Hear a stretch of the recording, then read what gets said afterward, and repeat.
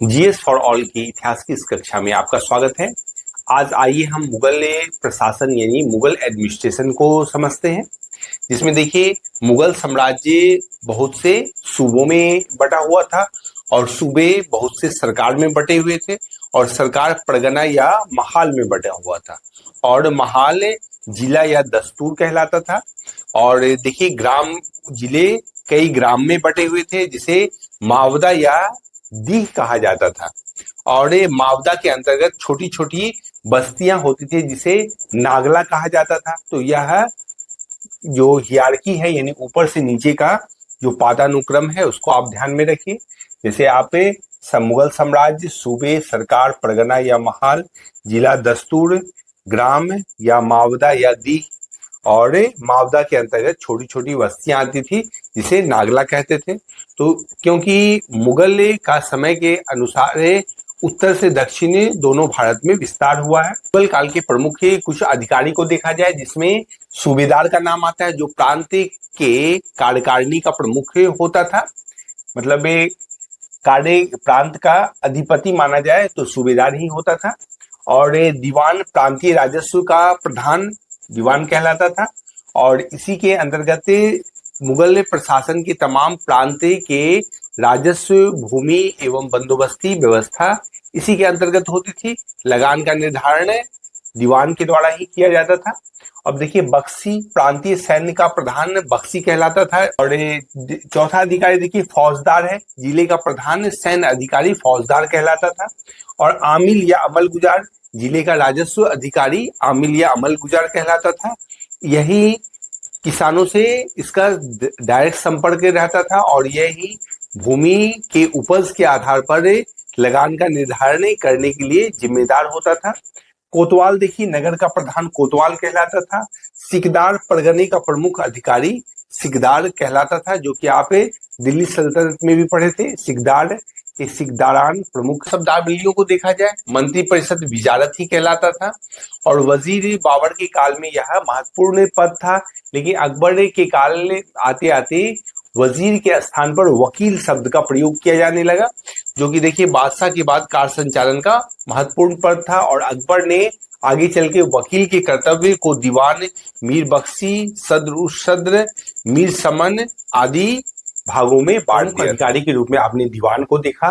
दीवान जो था राजस्व विभाग का प्रधान होता था। और औरंगजेब के समय असद खान ने 31 वर्षों तक दीवान के पद पर कार्य किया था, ये ध्यान रखिए।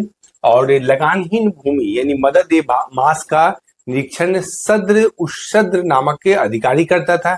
और सद्र उशद्र जब न्याय विभाग का कार्य करता था तो वह काजी कहलाता था, तो ये भी ध्यान में रखिए।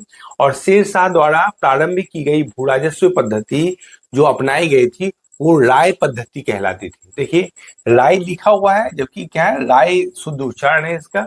और जिसका उपयोग आगे चलकर इस राय पद्धति का उपयोग आगे चलकर अकबर ने भी किया था। राय पद्धति में जमीन को 3 भाग में बांट दिया जाता था। एक उन्नत किस्म की भूमि, दूसरा मध्यम श्रेणी की भूमि और तीसरा खराब श्रेणी की भूमि। और इसी के आधार पर उपज के आधार पर लगान का निर्धारण किया जाता था, जो कि शेरशाह के समय उपज का 1/3 भाग यानी 1/3 लगान ली जाती थी, जो कि अकबर के काल में भी 1/3 ही लगाने ली जाने लगी। और अकबर के द्वारा 1573 में करोड़ी नामक एक अधिकारी की नियुक्ति की गई। वह अपने क्षेत्र से 1 करोड़ का दाम वसूल कर देता था, इसीलिए उसका नाम करोड़ी पड़ा उस अधिकारी का नाम। और देखिए 1570-71 में टोडल मल खालसा भूमि यानी सरकारी भूमि जो होती है खालसा भूमि कहलाती है, पर भू राजस्व की नवीन प्रणाली या जब्ती प्रणाली प्रारंभ किया है। इसमें कर के निर्धारण की 2 पद्धति थी, जिसमें आप देख सकते हैं, एक है तखसीस और दूसरा है तहसील। तखसीस पद्धति में भूमि की उपज एवं गुणवत्ता के आधार पर भूमि का कर निर्धारण के लिए मूल्यांकन किया जाता था, जबकि दूसरी प्रणाली जो है यह तहसील में होता था। किसानों से एकत्र राशि के आधार पर कर का निर्धारण किया जाता था, मतलब एक विशेष क्षेत्र में किसानों के द्वारा कितना आय उस क्षेत्र से हो सकता था, इसके आधार पर उस जगह की भूमि का मूल्यांकन किया जाता था। तो एक राशि के आधार पर और दूसरा भूमि की पैदाइश और उपज के आधार पर मूल्य का निर्धारण होता था। जहां अकबर के काल में 1/3 उपज का लगाने या भू राजस्व निर्धारित की गई थी, वहीं औरंगजेब ने अपने शासन काल में नस्क ध्यान रखिएगा, नस्क प्रणाली को अपनाया एवं भू राजस्व की राशि उपज का आधा कर दिया, यानी 50% उपज का भू राजस्व के रूप में लिया जाने लगा। ये भी ध्यान में रखिए। और ये कहा जाता है कि यही औरंगजेब के और मुगल साम्राज्य के पतन के एक कारणों में से नक्श भी आता है। काल में मुगल साम्राज्य को देखा जाए तो विभिन्न सूबों में बांटा गया है और सूबों को सरकार में बांटा गया है, और सरकार परगना या महाल में बांटे गए हैं। और महाल के अंतर्गत बहुत से जिले या दस्तूर होते थे, और दस्तूर के अंतर्गत ग्राम में मावदा या दीही नामक छोटी इकाई कार्य करती थी। मतलब कहा जा सकता है कि ग्राम जो है मुगल प्रशासन की भी एक छोटी इकाई के रूप में कार्य करती थी, और ग्राम के अंतर्गत बहुत सी बस्तियां होती थी जिसे नागला के रूप में जाना जाता था। लेकिन सरकार और परगना या महाल के बीच शाहजहां के काल में एक नई प्रशासनिक इकाई प्रारंभ की गई जिसे चकला कहा जाता था। तो ये ध्यान रखिए, चकला जो है शाहजहां के द्वारा इंट्रोड्यूस किया गया, और यह भी एक प्रशासनिक इकाई है। और मुगल काल में यदि देखा जाए तो भूमि को का विभाजन भूमि कर के आधार पर 3 भाग में किया गया है, जिसमें देखिए पहला खालसा भूमि जो कि बादशाह के अधीन भूमि रहती थी, मतलब यह राजकीय भूमि या सरकारी भूमि कहलाता था। दूसरा देखिए जागीर भूमि, जिसे वेतन के बदले दी जाने वाली भूमि होती थी यह। और तीसरा है सरयुगल भूमि या मदद ए मास होती थी, जो कि अनुदान में दी जाने वाली लगान विहीन भूमि होती थी। इस पर किसी प्रकार का लगान नहीं लगता था और इसे मिल्क भी कहा जाता था। तो इस प्रकार आप मुगल काल में भूमि को कर के आधार पर 3 प्रकार के जो बंटवारे हैं, जो जिसमें खालसा भूमि, जागीर भूमि और युरगल भूमि या मदद ए मास को आप जानते हैं। 1980 में अकबर ने दहसाला नामक एक कृषि प्रणाली प्रारंभ किया, जिसे टोडरमल बंदोबस्ती भी कहा जाता है, क्योंकि यह टोडरमल जो कि शेरशाह के काल में भी दीवान थे शेरशाह के, वे अकबर के काल में भी दीवान का कार्य करते थे, और उन्होंने ही भूमि की पैमाइश से करके इस व्यवस्था को जन्म दिया था। तो देखिए दहसाला व्यवस्था के अंतर्गत भूमि को 4 भागों में विभाजित किया जाता है। तो इस प्रकार दहसाला या टोडरमल व्यवस्था के अंतर्गत पोलज भूमि, परती भूमि, चाचर भूमि और बंजर भूमि, यह 4 प्रकार की भूमि मुगल काल में प्रचलित हुई थी। देखिए पोलज भूमि नियमित रूप से खेती की जाती थी, और यह वर्ष में 2 बार इसमें फसल उपजाया जाता था। और दूसरा देखा जाए परती भूमि, यह 1 या 2 वर्ष के अंतराल पर इसमें खेती की जाती थी। चाचर भूमि, जिसमें 3 या 4 वर्ष के अंतराल पर खेती होती थी। और बंजर भूमि खेती योग्य भूमि नहीं होती थी और इस पर किसी भी प्रकार का लगान नहीं लिया जाता था। और आगे देखिए मुगल काल में कृषि व्यवस्था के अंतर्गत देखा जाए तो 3 प्रकार के कृषक प्रचलित थे, जिसमें पहला कहा जाता था खुदकास्त, मैंने वैसे किसान जो उस स्थान पर खेती करते थे जहां उनका अपना निवास होता था, तो ऐसे किसान को खुदकास्त कहा जाता था। दूसरा देखिए प्रकार है कृषक का, वो है पाही कास्त, यानी ये दूसरे स्थान पर वहां जहां ये निवास नहीं करते थे बल्कि दूर जाकर खेती करते थे, तो इनको पाही कास्त कहा जाता था। और तीसरा था मुजारियन, यह खुद कास्त की भूमि को किराए पर लेकर यह खेती किया करते थे। तो इस प्रकार आप जान गए कि मुगल काल में 3 प्रकार के कृषक प्रचलित थे, एक खुद कास्त, दूसरा पाही कास्त और तीसरा अगर देखा जाए तो मुजारियन प्रकार की कृषक। मुगल काल की अर्थव्यवस्था कृषि पर आधारित थी और उससे जो लगान वसूले जाते थे वह अर्थव्यवस्था का मुख्य आधार था। तो मुगल काल के प्रसिद्ध कृषि और उसके उत्पादक के केंद्र को देखा जाए तो वस्तु या खाद्य वस्तु जो है उसको देखा जाए तो नील यानी इंडिगो जो थी वह आगरा, बयाना और सरखेज में उत्पादन इसका होता था। और ये कहा जाता है उत्तम किस्म के नील जो थे वह बयाना जो कि भरतपुर राजस्थान में अभी अवस्थित है और सरखेज यानी गुजरात में अवस्थित है, यानी बयाना और सरखेज से उत्तम प्रकार के नील प्राप्त किए जाते थे। दूसरा देखिए ओपियम यानी अफीम जो था, यह मालवा जो कि एमपी में स्थित है और बिहार से प्राप्त किया जाता था। बिहार के खासकर हाजीपुर के क्षेत्र में अफीम का उत्पादन होता था। और सोडा देखिए चिली सॉल्ट पीटर, यह भी बिहार में इसका उत्पादन होता था। इससे संबद्ध है, आगे चल के आप पढ़िएगा। नोनिया जाति के लोग इस कार्य में संलग्न थे। चौथा देखा जाए ऊनी वस्त्र या शॉल जो कि कश्मीर और लाहौर वर्तमान में पाकिस्तान में अवस्थित है, यहाँ यह उत्पादन होता था।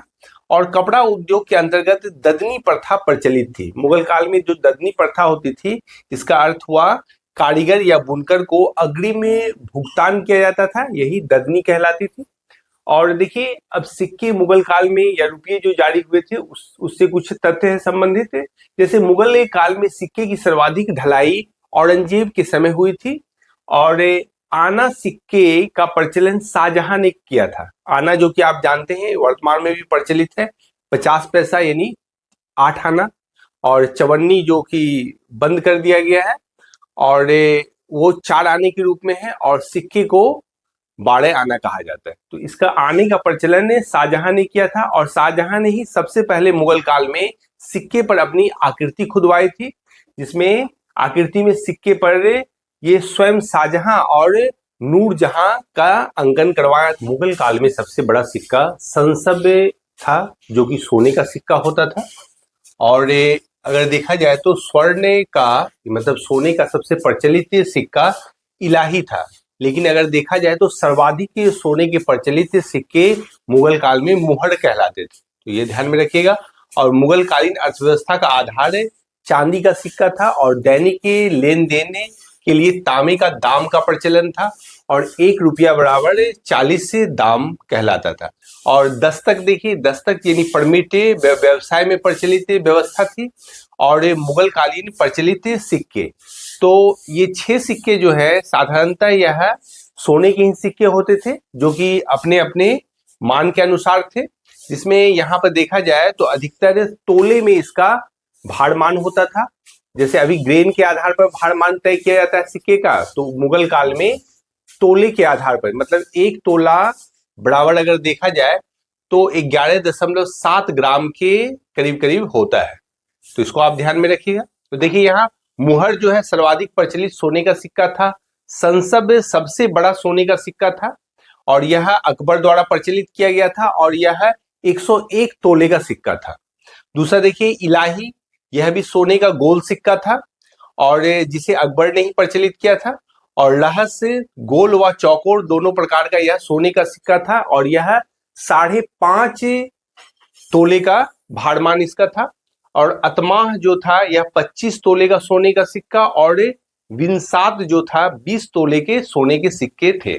और इसके अलावा चांदी के भी सिक्के थे जो कि अर्थव्यवस्था के मुख्य आधार माने जाते थे, जिसमें देखिए रुपया था और जलाली था। ये चांदी का सिक्का है, ये जलाली प्रश्न में बार बार पूछा जाता है, इसलिए ध्यान रखिएगा। चांदी का ही जलाली सिक्का अकबर के काल में प्रचलित था। और देखिए दरब, चरण, चंदन, दह, कल, सुकी, ये जितने भी नाम है ये सभी चांदी के सिक्के ही थे जो कि मुगल काल में प्रचलित थे।